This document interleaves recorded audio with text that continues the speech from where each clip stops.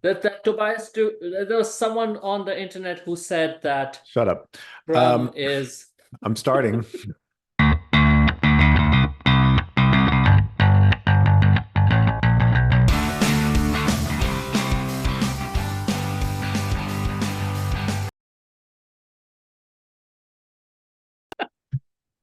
Welcome to another edition of Drunk Agile.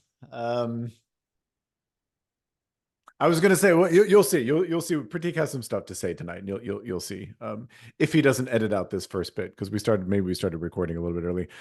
With me as always is my friend and colleague Prateek Singh. What drink? Let's talk about drinking. What are you drinking? Yeah. I've got a rum cask matured Vatican 15-year-old. I didn't remember what this tasted like, and now, as we were talking earlier, I remember it's got a fruitier taste to it than the usual sherry that I like. Yeah, you like, yeah. I think we've probably mentioned this a couple times on this show. We spend more time trying to decide what we're going to drink than talking about what we're actually going to talk about. So I wanted something a little bit different tonight, so I'm back to an Armagnac. I think I've tried this a few times on previous episodes. So kudos to you if you can remember and or name which episodes those were. So cheers, everybody! Thanks for joining us. Cheers.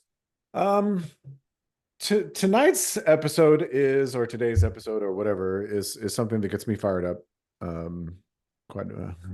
I guess this is gonna be fun. I don't need to preface that. I mean, everything I think gets me fired up. But this one is especially, and I've had many conversations with a lot of you out there about this stuff, and I thought we should actually kind of document some of this stuff. So it's this whole idea of, without naming any names, there's at least one and maybe more agile frameworks that pride themselves on being empirical. And they talk about empirical this and empiricism this and empirical this and empiricism this.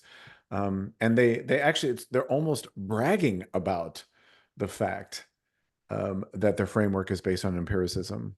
And I guess without tipping my hand too much, I don't think that's something you should be bragging about. So Prateek, I'm going to let you, I'm going to let you go first, and then I'll just yell later. Let's what's it? Is it Frank who says before we start arguing, let's actually come to agreement on what we're arguing about? Right. Yeah, that's a Frank Vega thing. So let's first define what we mean by empiricism before we get into take a shot. Empiricism is relying on your senses to collect data and understand things, like based on our sensory perceptions, visual, whatever, figuring out, getting a better understanding of things. That from a pure English perspective. That's what empiricism means. It's interesting. We didn't talk about this. My definition may be a little bit more abstract. I would say the foundation of empiricism is the belief that all knowledge comes from experience. Yes, sensory experience. Yes. I would be happy with you inserting sensory in there. Yes, all knowledge comes from sensory experience. So, okay. So why am I that sounds reasonable enough, right? Doesn't it? I mean, you know, why Dan? Why are you upset about that? What is wrong with you? Do you want to? What is wrong with you? Why do you hate America, Dan? What?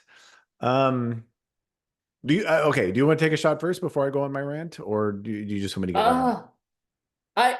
Let's just get right into it, because I was thinking about this. Maybe I should say something so that I get a word in. Yeah. But I want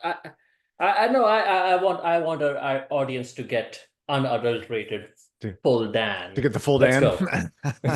We're getting the full Dan experience tonight. I don't even know where to begin, and that's maybe kind of why I was hoping that you would say something, because I kind of fumble around at the beginning. So if we take that statement that all knowledge comes from experience, it's a fundamental, I mean, fundamental logical fallacy. Anybody who studied logic knows that if you have a statement that the when you have a statement that might be true, the converse almost certainly is not true, or isn't necessarily true. So if we say that all knowledge comes from experience, we can't say that all experience results in knowledge, right? And unfortunately, and this is where I'm going to start. This is just the scratching the surface of the tip of the iceberg here. But I think this is where most people fall down when they talk about empiricism and agile frameworks, is because they say, oh, we had some experience, and so therefore that experience automatically results in knowledge. That's not, for me, that's not empiricism. I've got so much more to say, but Well, let me start there. You, and maybe hand it off to you, and you take it. yeah, and there are some I think this is a problem of extrapolation. There are some cases where experience does lead to knowledge. When you touch a hot stove, you learn, hey, touching hot stove burns hand. Don't do this again. That I think most people go, all right, so that analogy probably holds everywhere. Anything we do, we would be able to say, everything we do teaches us something, and that lesson is cannot be nullified by anything else. So just because touching a hot stove teaches you not to touch it, doesn't mean that something taking 5 days versus another thing taking 7 days teaches you something.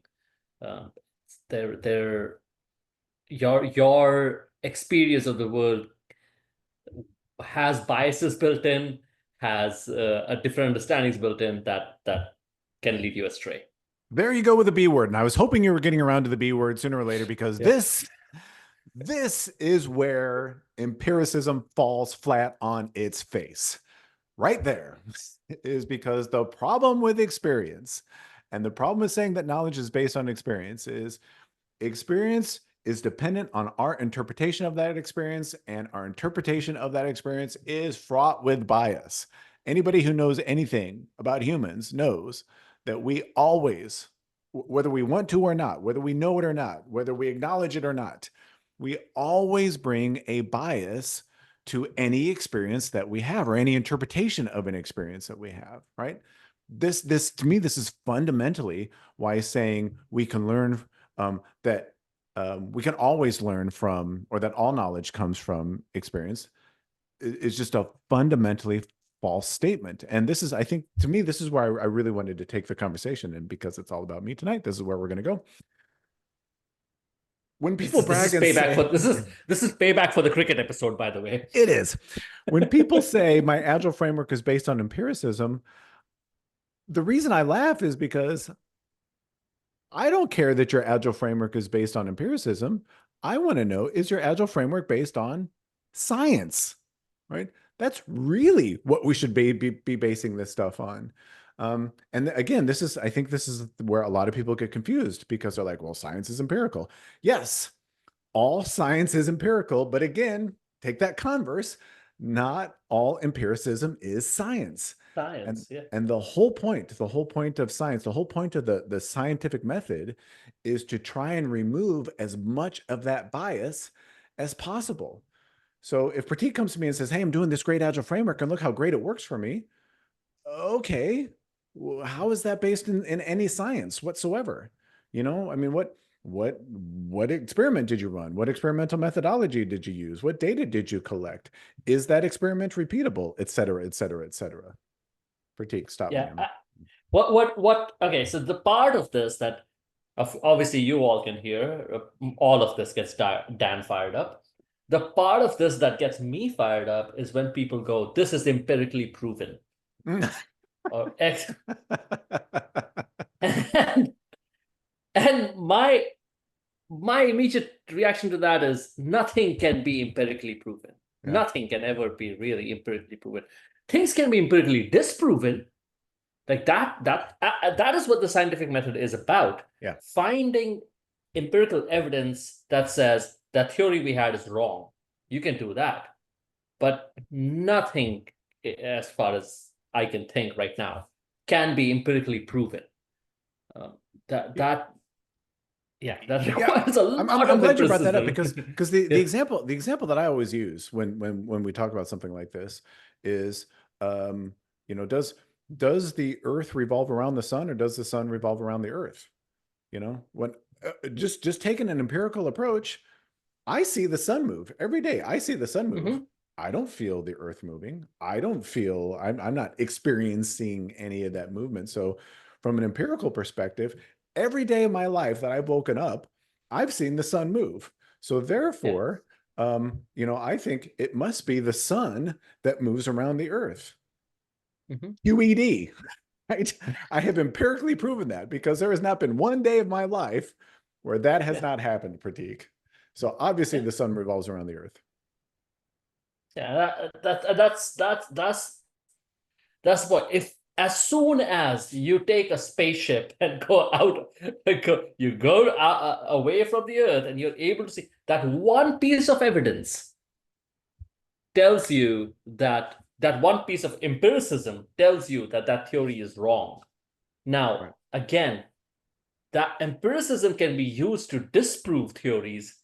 It can. Again, I am not a scientist, but as much as I know about science, empiricism cannot be used to prove a theory. Correct. Empiricism on its own. Empiricism on its own cannot be On its used. own. Yeah, Yeah, yeah, yeah, yeah, yeah, yes. yeah, yeah, yeah, yeah. So I mean, yeah. So for me, that's it. I mean, when people go around and start bragging about, oh, well, this agile framework, it's based on empiricism. It's one of the pillars. Empiricism is one of the pillars. Prateek. Um, you know, I wish people could really understand how ridiculous they sound when they say that, because what you're really saying is that you don't care about science, right? That's because that, and that's what you're saying. And so that's why I think you and I gravitate toward, you know, theory that is more based in science. You know, when you look at what Dr. Little did, that's like, when we talk, that's like rigorously mathematically proven. It is theory. Now, to your point, you know, that theory can be disproven, but Right. it's it's mathematically proven, and it has been replicated however many times since that proof was published in, you know, in Yeah. 1961. That's science.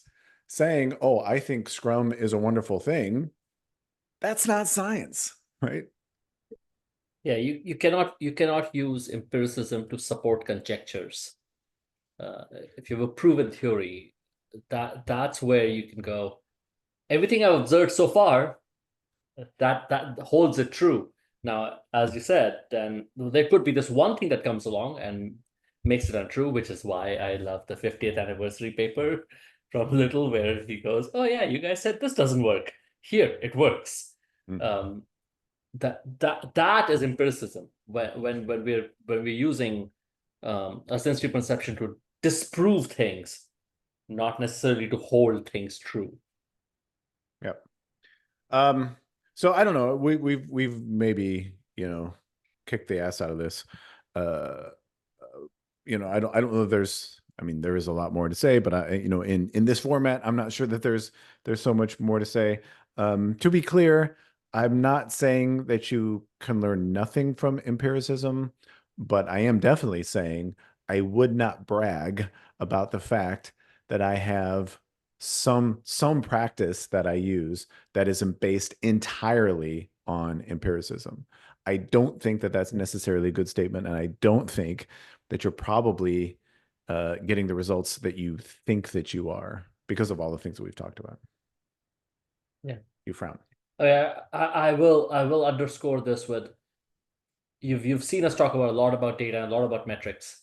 Um, that's all of those are to lead you towards figuring out what's going on, not to prove that you are working in a certain way or any of that. It's all of these, as Dan says, are actionable. So you can take action on this and figure out what's going on, not that they prove that something nefarious is going on or whatever it is. Right. So tell us what you think. do you think empiricism is enough? Or do you think that there's a reason that maybe there's a reason why we introduce things like the scientific method in human history, why we came up with something like that, and that as an industry, Agile should be gravitating more toward more scientific methods rather than just empirical only methods. Leave us a comment. Let us know what you think. We always want to hear from you. Give us some good ideas about what if you want a follow-up episode to this, or maybe like, guys, please just stop talking about all this stuff. So until then, I want to say thank you so much to Prateek for joining in, and he promised he was going to make me angry, and he actually really didn't. You didn't live up to that Well, promise. I can, okay. Well, there's this dude on the internet who says that Scrum is empirically proven. Go, Yeah. go, Dad. Let's double the length of this episode. Go. Go. Actually, I think that one actually triggered you more than it triggered me, because I'm able to dismiss that as just idiotic. So anyway, for Prateek, with the last word as always, thank you for joining us. Prateek, thank you for joining us. All of you, thank you for joining us. We're glad you're here. We're glad you watched, and we will see you in the next episode. Good night, everyone.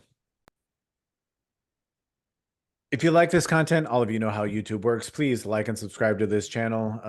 We'd love to get your feedback and love to put more quality content out for you. Prateek, what else can they do? Use the links in the description to reach out to us. You can find us on LinkedIn. See if there's a way we can work together. That'd be awesome. Yeah, we'd love to see you. Thanks everybody for watching, and we hope to see you again very, very soon.